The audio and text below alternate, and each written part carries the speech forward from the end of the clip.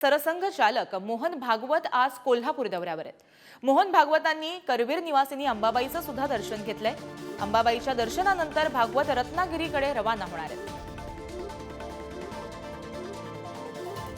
याबाबत अधिक माहिती जाणून घेऊ आमचे प्रतिनिधी शेखर पाटील यांच्याकडून। शेखर, मोहन भागवत आज कोल्हापूर दौऱ्यावर आहेत, नेमका दौरा त्यांचा कसा असेल आणि त्यानंतर ते रत्नागिरीला सुद्धा रवाना होणार आहेत?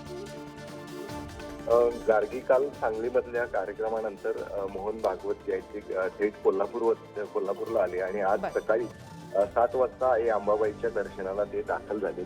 सकाळी 7 वाजता बरोबर ते अंबाबाई मंदिरामध्ये गेले होते। जवळपास 50 मिनिटं ते मंदिरामध्येच होते। या पूर्ण प्रक्रियेवेळी 1 तास मंदिर जे आहे ते पूर्णपणे बंद करण्यात आलं होतं। मोहन भागवत यांनी आई अंबाबाईचं कुंकुमार्चन देखील या ठिकाणी केलं। त्या ठिकाणी विविध पूजा देखील त्यांच्या हस्ते झाली।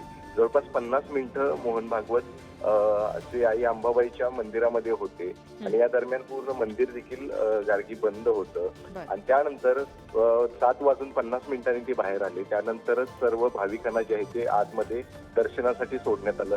तर आज दर्शन घेतल्यानंतर मोहन भागवत जे आहे ते रत्नागिरीकडे गेल्याची माहिती जी आहे ती मिळते। त्यामुळं नक्कीच आज त्यांचा 1 ते 1.5 तासांचाच खरं तर कोल्हापूर मध्ये दौरा होता आणि तो पुन्हा ते आपल्या पुढच्या कार्यक्रमासाठी रवाना झाली होती। धन्यवाद शेखर, तुम्ही दिलेल्या माहितीसाठी।